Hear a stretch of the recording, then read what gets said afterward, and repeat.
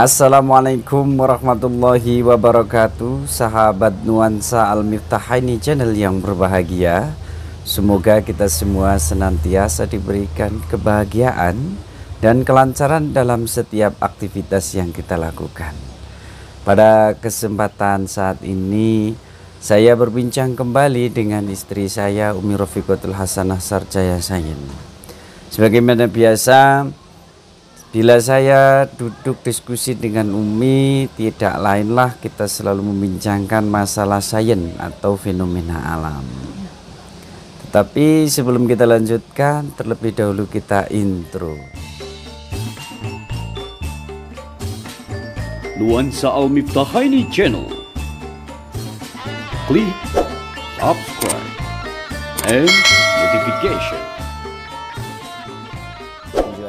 Silahkan dikerjakan.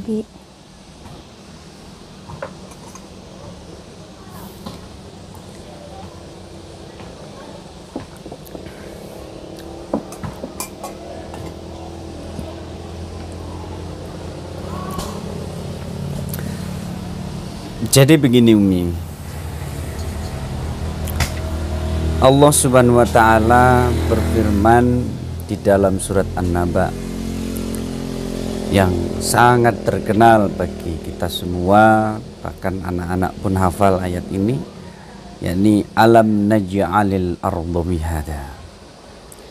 Bila kita translate ke bahasa Indonesia, kurang lebihnya adalah, bukankah kami Allah telah menciptakan bumi sebagai hamparan?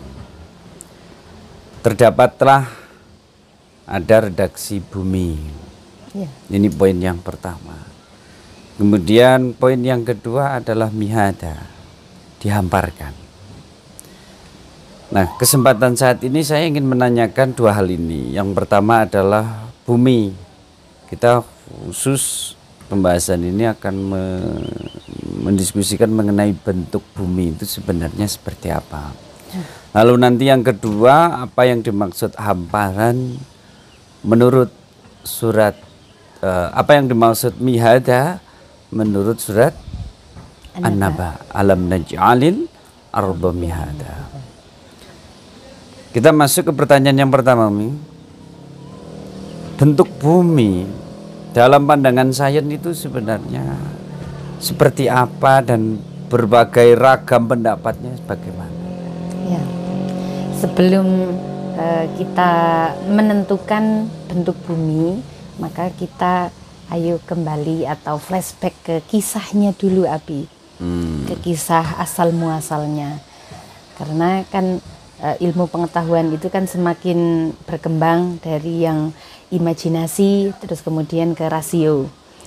Nah, ilmu tentang bentuk bumi itu semakin dipelajari secara mendalam itu semenjak adanya ilmu kosmologi yang berkembang pada saat itu. Kosmologi. Ya. Kosmologi itu sendiri adalah ilmu yang mempelajari tentang struktur dan sejarah terbentuknya alam semesta. Nah, pada waktu itu di era kosmologi Yunani kuno, itu para filosofnya ada yang mempercayai bahwa bumi itu bentuknya datar. Ada juga yang mempercayai Yunani kuno. Iya, Yunani kuno. Semasa siapakah yang dikenal? Sekitar semasa Prasokrates. Sebelum Sokrates ya? Iya. Jadi ada yang menyatakan bahwa bumi itu bentuknya datar. Ini sebagai contohnya adalah filosof yang bernama Thales. Terus kemudian ada lagi yang menyatakan bahwa bentuk bumi itu bulat. Ini yang dikemukakan pertama kali oleh Pythagoras. Jadi semenjak zaman dulu, zaman filsafat para filosof awal-awal di Yunani, zaman Sokrates, Thales, dan Plato itu sudah dibahas mengenai masalah bumi, bentuk bumi. Dan di sana sudah ada konsep bumi bulat dan sudah ada pula konsep bumi datar. Iya, bumi itu datar. Ya, bahasa ilmiahnya untuk bumi bulat namanya Globe Earth. Global Earth. Ya. Kemudian kalau bumi datar flat Earth. Kalau bumi datar adalah flat earth. Ya. Nah, coba lanjutkan nih. pembahasan ini tentunya dibuktikan dari sebuah buku yang berjudul Heaven and Earth in Ancient Greek Cosmology, karya dari Dirk L. Couprie. Tertulis namanya. kapan itu? Pada masa itu, pada Apakah membahas sampai hari ketika, ini masih ada kira-kira? Bukunya masih tertinggal. kalau misalnya pesan mungkin masih ada, Bu. Baik. Nanti bisa dicari gitu ya, kalau tentang bukunya. Terus kemudian untuk bumi yang bulat itu sendiri dikuatkan sama teorinya Aristoteles, yaitu fenomena gerhana, gerhana bulan, di mana ketika gerhana bulan itu terjadi, bumi berada di antara matahari dan bulan. Jadi bayangannya itu terlihat bayangan melengkung. Jadi tidak mungkin ada bayangan melengkung kalau bentuk bumi itu bentuknya datar, seperti itu. Untuk teori bumi datar ini semakin berkembang atau semakin diikuti oleh banyak penganut. Itu di era modern muncullah hipotesis modern tentang bumi ini datar, yang diprakarsai oleh Samuel Birley Rowbotham. Jadi beliau ini menafsirkan dari beberapa ayat di Alkitab yang menceritakan tentang keadaan bumi. Terus kemudian beliau menyimpulkan bahwa bumi ini bentuknya datar seperti cakram, dan kutub utara sebagai pusatnya, sedangkan es di Antartika itu adalah dinding yang membatasi. Itu. Menurut Samuel Birley Rowbotham. Dengan dasar berasal dari Alkitab. Dari penerjemahan atau mungkin pengambilan dari ayat-ayat tertentu di Alkitab. Yang dimaksud Alkitab ini Injil ya? Iya, Alkitab Injil. Kemudian beliau menulis pamflet-pamflet dari gagasan yang beliau simpulkan ini, terus kemudian sampai mendapat pengikut, terus kemudian sampai akhirnya menerbitkan buku juga yang disebut dengan Zetetic Astronomy Art, atau istilahnya adalah Earth is not a globe. Jadi bumi itu tidak bulat. Ini hasil pemikiran dari itu Samuel. muncul setelah adanya teori bumi itu bulat, dan mereka sedang menguatkan pendapat bahwa bumi itu datar dengan menulis itu. Ini di era modern ya. Jadi sekitar tahun 16-18an. Terus kemudian dia atau si Samuel Birley Rowbotham ini membuat sebuah percobaan yang sangat terkenal, yaitu Bedford Level Experiment, di mana di situ sebagai objeknya adalah Sungai Bedford yang ada di Inggris. Terus kemudian menggunakan sebuah kapal yang digunakan untuk uji cobanya, kemudian diteropong. Kalau misalnya waktu itu kan sudah ditemukan juga keliling bumi, jadi luasannya itu berapa.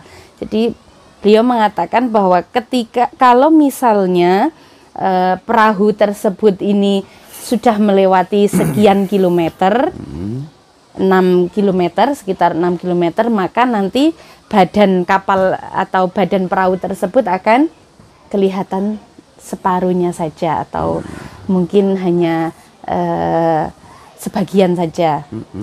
Akan tetapi ketika diteropong pada jarak sekitar 9 km, ternyata badan kapal tersebut atau badan perahu tersebut masih kelihatan semuanya. Jadi ini menguatkan kembali tentang argumentasinya yang menyatakan bahwa bumi itu datar. Terus kemudian di era abad tahun berapa itu masih abad era modern. Jadi sebelum Perang Dunia ya Abi ya, sebelum Perang Dunia.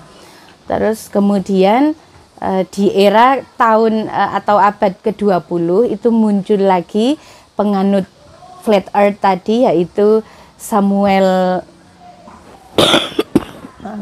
Samuel Shenton yang memprakarsai terbentuknya komunitas yang mewadahi tentang para penganut tersebut atau yang mempercayai adanya bentuk bumi itu datar.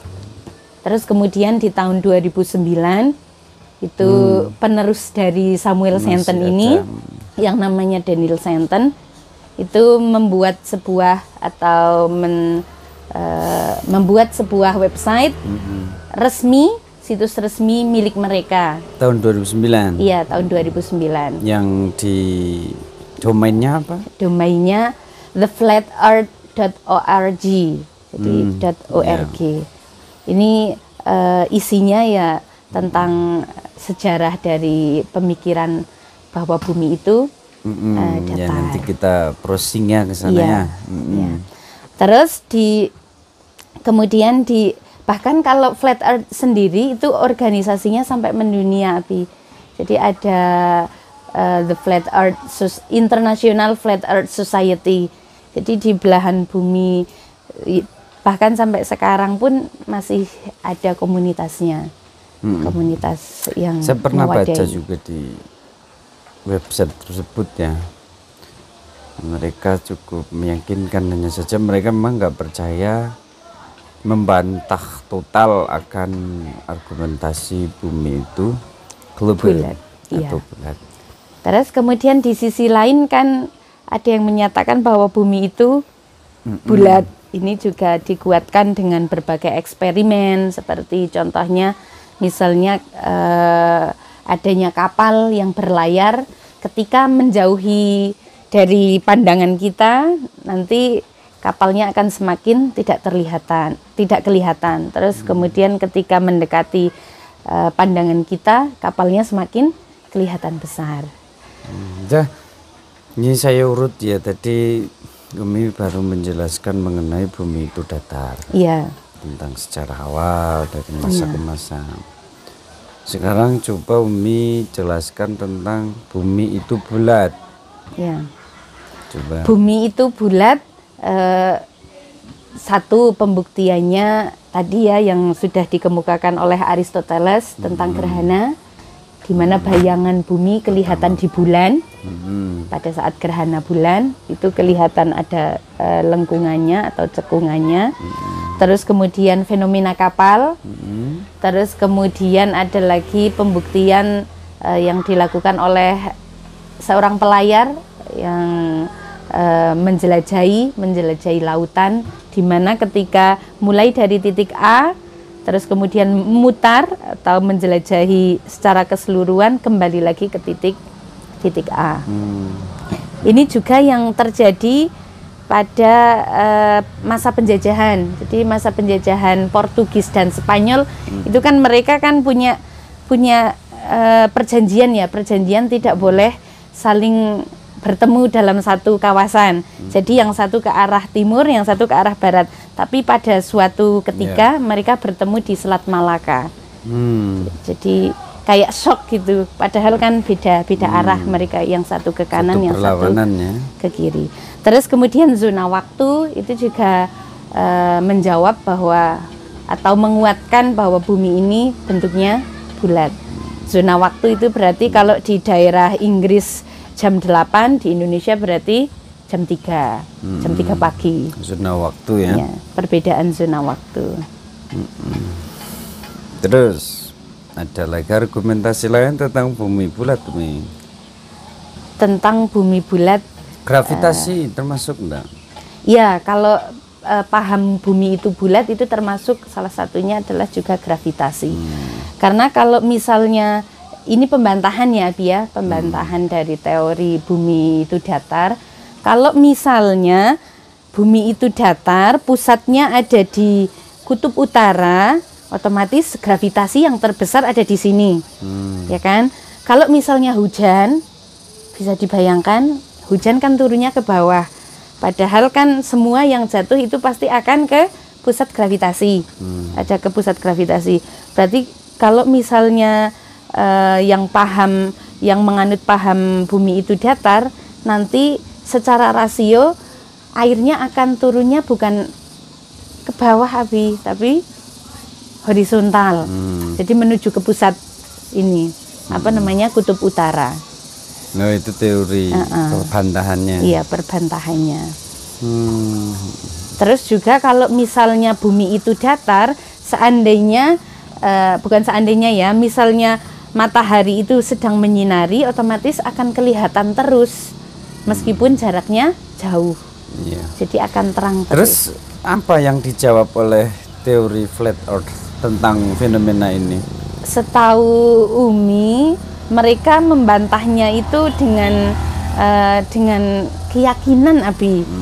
Jadi mereka lebih banyak apa namanya, pengungkapannya itu seperti misalnya kalau yang teori bumi bulat itu kan mereka sudah punya satelit ya, punya satelit sendiri untuk benar atau tidak sih kalau dilihat diteropong dari luar angkasa bumi kita itu bulat. Nah, ketika sudah didapatkan foto bahwa bentuk bumi itu bulat, yang paham bumi ini datar tetap tidak terima bahwa itu hanya rekayasa seperti itu. Artinya sementara untuk yang memahami bumi itu bulat adalah menggunakan alat bukti Iya, dan alat bukti. teori ilmiah Iya. yang logis. Iya. Sementara untuk sementara ini bumi itu datar, Iya, hampir banyak. persentasenya ke arah condong keyakinan. ke arah masih hipotesis lah. Iya. Mereka kan juga tidak percaya adanya gravitasi.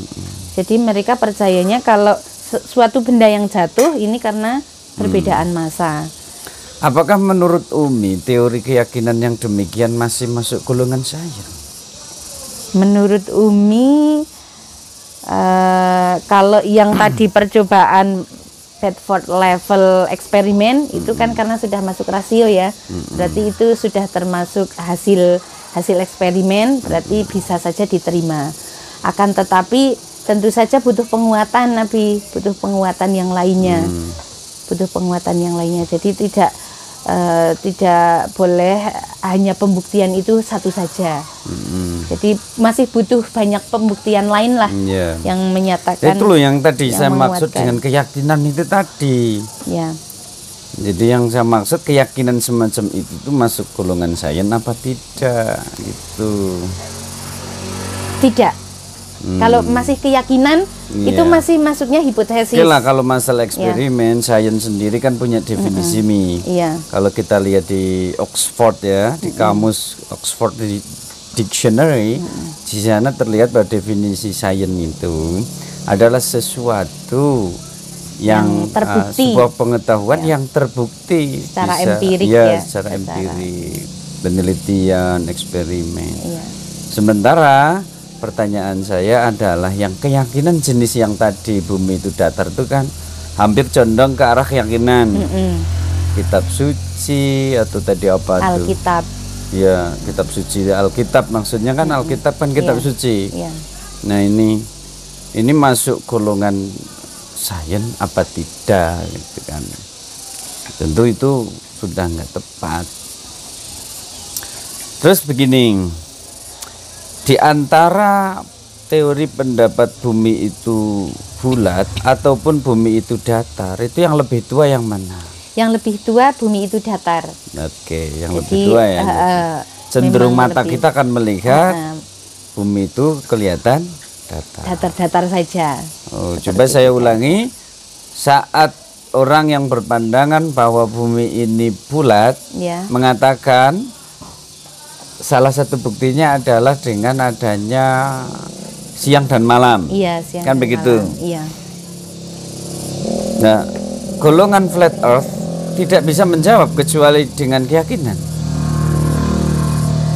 Kenapa terjadi siang dan malam itu kenapa menurut pandangan flat earth? Menurut pandangan flat earth itu kalau kenapa terjadi siang dan malam itu apa namanya? Misalnya ini bentuk bumi, jadi matahari yang mengitari bumi. Jadi kalau diibaratkan seperti ini, ketika tidak tersorot berarti sedang malam. Ketika terkena sorotannya berarti sedang siang. Iya. Baik. Ini adalah pertanyaan pertama mengenai bentuk bumi. Ada dua pendapat ya. Yang pertama, bumi itu datar dengan segala argumentasinya, lalu ditolak pendapat yang kedua bahwa bumi ini bulat.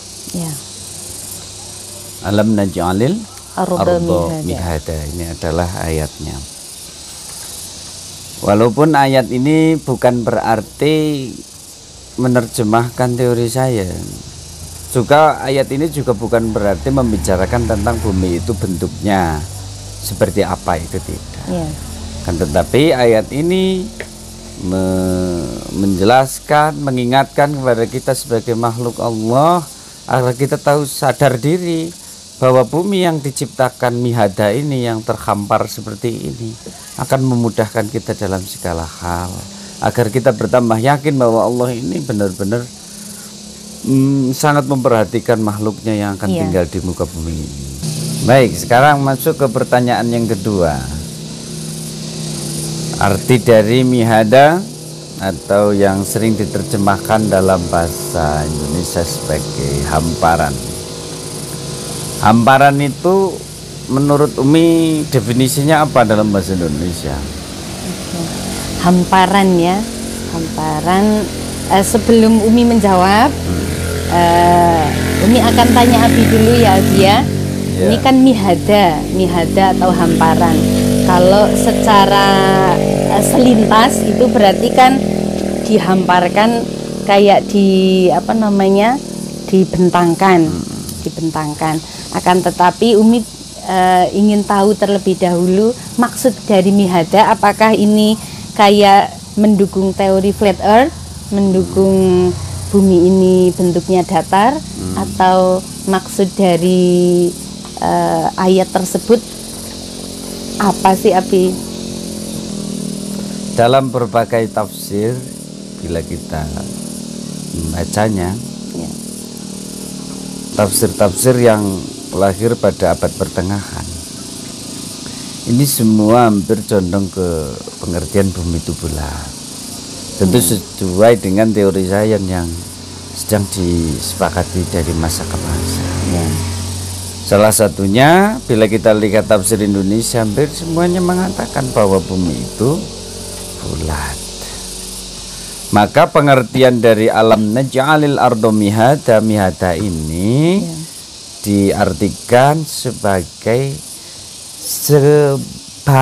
hamparan itu ya, sebagai alas, didefinisikan. Alas. Artinya mudah untuk kita tapaki, mudah untuk kita tinggali.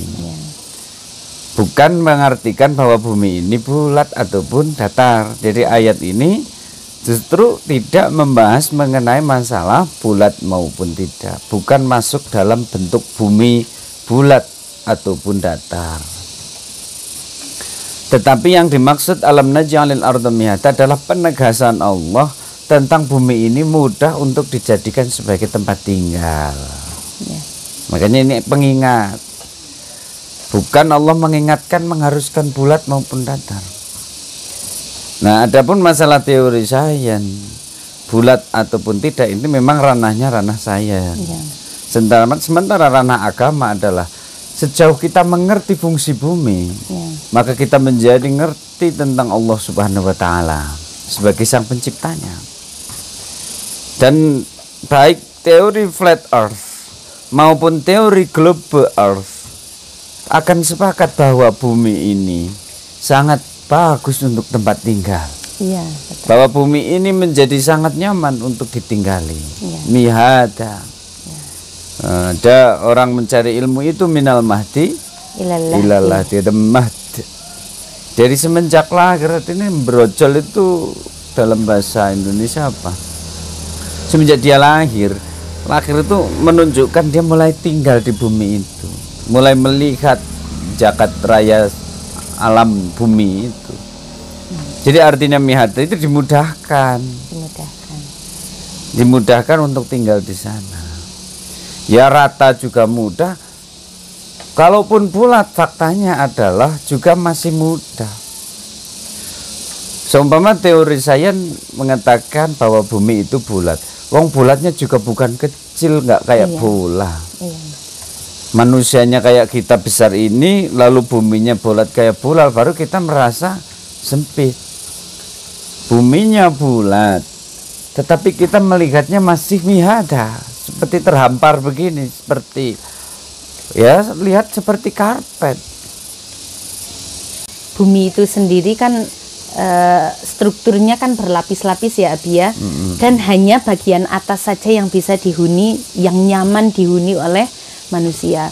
Kalau misalnya kita gali lebih dalam struktur bumi itu kan nanti sampai pada struktur batuan, terus kemudian ada lagi struktur yang paling dasar itu yang mengandung panas bumi yang panas sekali, yang tidak bisa didinginkan bahkan karena setiap detiknya itu selalu mengeluarkan panas, jadi tidak mungkin kita tempati. Jadi Allah menciptakan, menghamparkan bumi ini memang sudah sangat tepat sekali bagi kehidupan manusia. Betul. Oke, kita berarti ada bonus pertanyaan satu nih. Ya. Tentang definisi atas. Ya. Karena urusan bulat dan datar ini menjadi sangat satu kesatuan dengan pembahasan apa itu arti atas, apa itu arti bawah, sehingga kata hampar nanti menjadi dipahami. Iya. Menurut Umi atas itu apa? Itu persepsi ya Abi ya. Jadi persepsi atas bawah itu kan buatan manusia. Kalau kita tidur dengan keadaan apapun rasanya, kalau di atas kepala ya berarti itu bagian atas, kalau di bawah kaki ya berarti itu bagian bawah. Jadi dimanapun tempatnya persepsi kita akan seperti itu. Mengatakan bahwa di atas kepala kita itu berarti bagian atas. Entah itu bentuknya apa, bentuk posisi kita seperti apa. As-sama itu artinya langit, dan langit-langit juga artinya dalam bahasa Arab adalah sama. Sahabat Nuansa Al-Miftahaini channel yang berbahagia, kiranya demikian diskusi kita.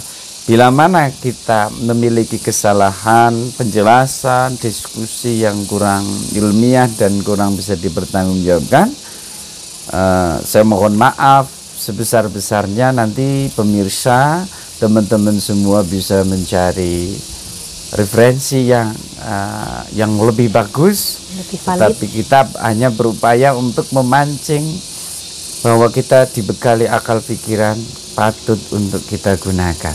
Wallahul muwafiq ila aqwamit thoriq. Wassalamualaikum warahmatullahi wabarakatuh. Waalaikumsalam warahmatullahi wabarakatuh.